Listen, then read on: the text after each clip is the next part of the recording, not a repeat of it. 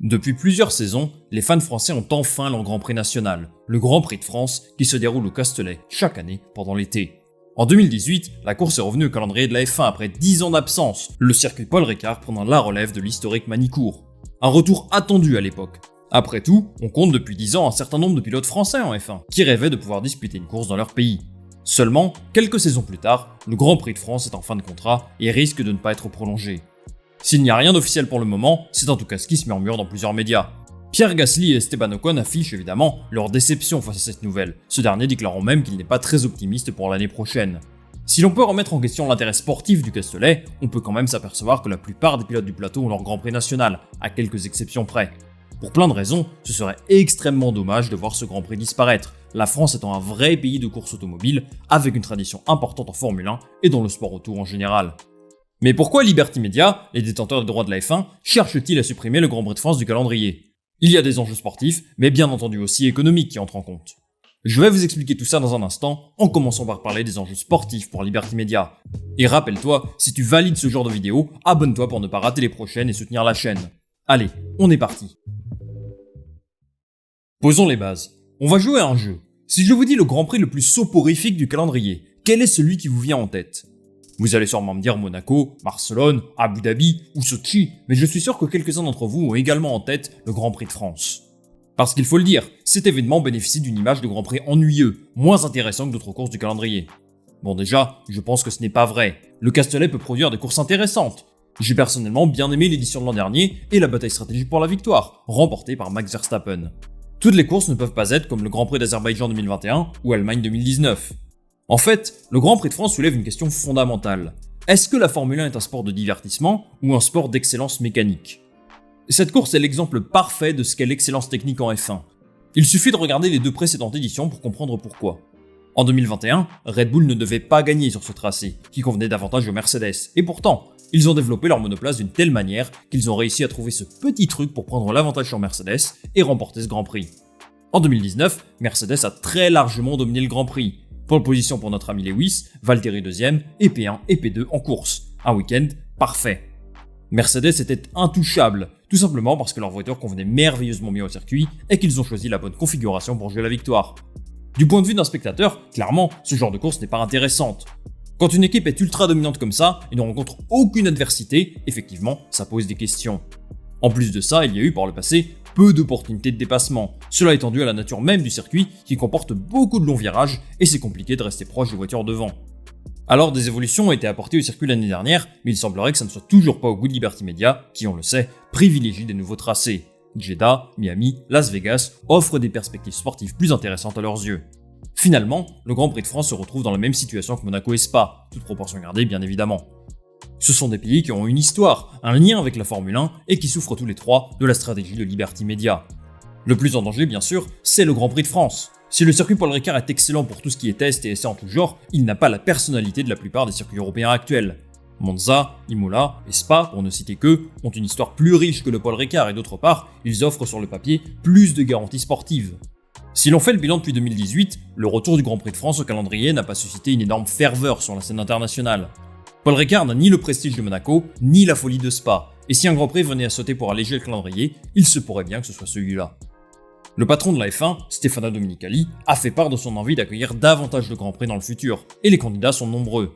Dernier prétendant en date, Kia l'a mis en Afrique du Sud, pour que la Formule 1 revienne en Afrique près de 30 ans plus tard. L'intérêt sportif du Grand Prix de France au Castellet est donc remis en question par Liberty Media. Mais comme vous pouvez vous en douter, il y a également des enjeux économiques conséquents. Les circuits plus modernes, situés sur des marchés émergents sensibles à la croissance de la Formule 1, semblent avoir les faveurs de Liberty Media et de la FIA. Mais finalement, ont-ils un autre choix ? Peuvent-ils résister à l'appât du gain ? Est-ce que la F1 se trompe de stratégie en privilégiant des circuits moins historiques, mais plus lucratifs ? On va décrypter ça ensemble, tout de suite. Si Liberty Media a exprimé publiquement son souhait d'élargir le calendrier de la F1 à 25, voire 30 courses, le Grand Prix de France ne semble pas vraiment faire partie du programme, pour l'instant. Soyons clairs. Si la France veut son Grand Prix au calendrier de la F1, il faudra aligner les billets. Les circuits européens ne peuvent parfois pas lutter face à certains pays qui sont prêts à mettre sur la table des sommes considérables pour assurer leur place au calendrier. C'est le cas de la Chine, des Émirats Arabes Unis, des États-Unis ou encore de Bahreïn, qui a un contrat en F1 jusqu'en 2036. Mais pourquoi ces pays sont-ils prêts à mettre autant d'argent pour organiser un Grand Prix de F1 ? Il y a plusieurs raisons. D'abord, l'impact économique que peut avoir une course de Formule 1. C'est un événement de sport majeur qui va booster toute l'économie du pays et de la ville organisatrice. Je vous parle des hôtels, des restaurants, des centres commerciaux, de l'ensemble des activités que vous allez pouvoir réaliser pendant votre week-end de F1. Je vous prends un exemple. Vous allez au Grand Prix d'Espagne à Barcelone. Si vous vivez relativement loin de la région, vous souhaitez peut-être profiter de votre week-end d'un minimum, aller manger dans un bon restaurant, et pourquoi pas aller voir un match du Barça le dimanche soir pour finir le week-end en beauté. La stratégie de Liberty Media est très centrée sur ce genre d'événement, qui sollicite la ville entière. C'est la base de leur stratégie qui est finalement très américaine. Lors d'un week-end de Super Bowl par exemple, c'est toute la ville qui va vibrer autour de l'événement. L'objectif de Liberty Media, c'est de reproduire ce genre d'animation pour notre sport. Ensuite, le sport est un excellent vecteur de communication. Un pays comme le Qatar, par exemple, utilise le sport depuis des décennies pour promouvoir sa culture, stimuler le tourisme et favoriser les investissements. Finalement, c'est du marketing tout ce qu'il y a de plus basique, mais à grande échelle et avec de très grands moyens. Aujourd'hui, ce qu'il faut comprendre, c'est que Stefano Domenicali et Liberty Media ont l'embarras du choix. Actuellement, il y a 33 circuits qui ont le grade 1 de la FIA, nécessaire à l'organisation d'un Grand Prix, et d'autres circuits sont en construction. L'offre est donc supérieure à la demande, ce qui fait forcément monter les enchères. L'ambition du groupe américain est d'organiser, à minima, 25 courses par saison, avec des double et triple headers, c'est-à-dire 2 voire 3 week-ends de courses d'affilée qui se suivent. À long terme, l'objectif est très clair, seulement un tiers des courses devront se dérouler en Europe. Ce n'est pas encore le cas aujourd'hui, puisqu'entre 40 et 50% des courses de F1 ont lieu en Europe, et forcément, pour Liberty Media, il faudra sacrifier quelques grands prix pour laisser de la place aux autres, le Grand Prix de France en premier lieu. Bon, clairement, certaines courses en Europe doivent sauter, mais c'est difficile de dire aux uns et aux autres de partir du jour au lendemain. Alors, Liberty Media a une idée, une alternance des circuits. Pour faire simple, l'idée serait de faire tourner l'organisation d'un Grand Prix entre 2 voire 3 destinations.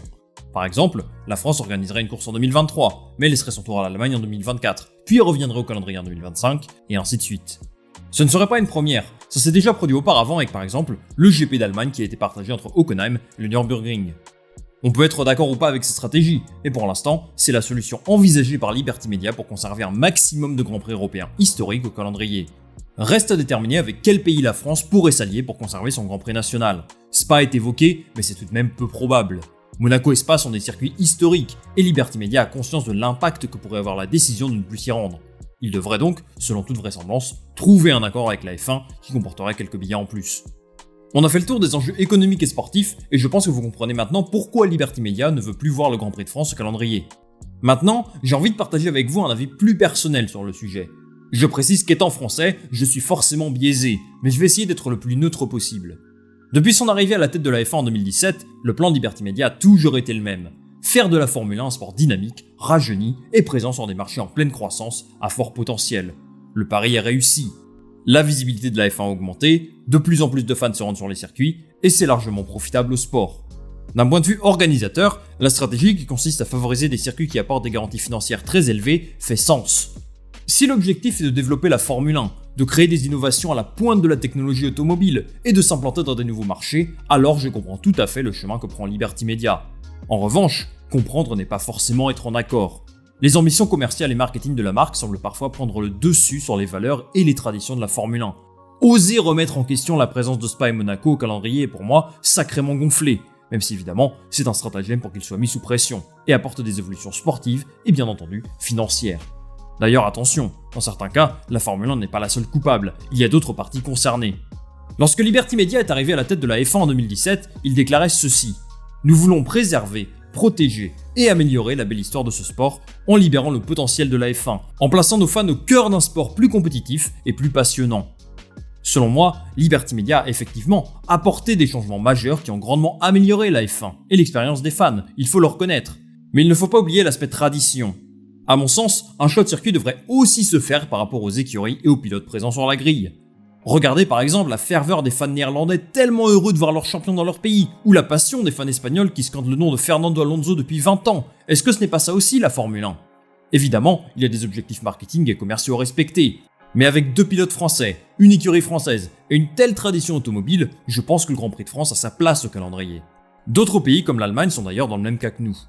Il y a sans doute des choses à revoir tant au niveau du tracé qu'au niveau de l'organisation, et j'espère que tous les acteurs du Grand Prix trouveront un moyen d'améliorer les prochaines courses. Alors, même si je n'ai pas toujours apprécié les dimanches au Castellet, je serais triste de voir cette course partir. Cela faisait tant d'années passées à attendre qu'un Grand Prix de France soit à nouveau organisé. Le circuit Paul Ricard a donné à la France son Grand Prix national et ça les amis, c'est quelque chose qu'il faut apprécier et valoriser. Le Grand Prix de France c'est dans un peu plus d'un mois et j'espère que ce ne sera pas le dernier. L'avenir nous le dira. Les amis, merci beaucoup d'avoir regardé cette vidéo, j'espère qu'elle vous a plu. Dites-moi en commentaire ce que vous pensez du Grand Prix de France et si vous souhaitez le voir encore au calendrier la saison prochaine. Pensez à liker, à vous abonner, à me suivre sur Instagram et sur Twitch et moi je vous retrouve jeudi pour la preview du Grand Prix d'Azerbaïdjan. Salut, à la prochaine.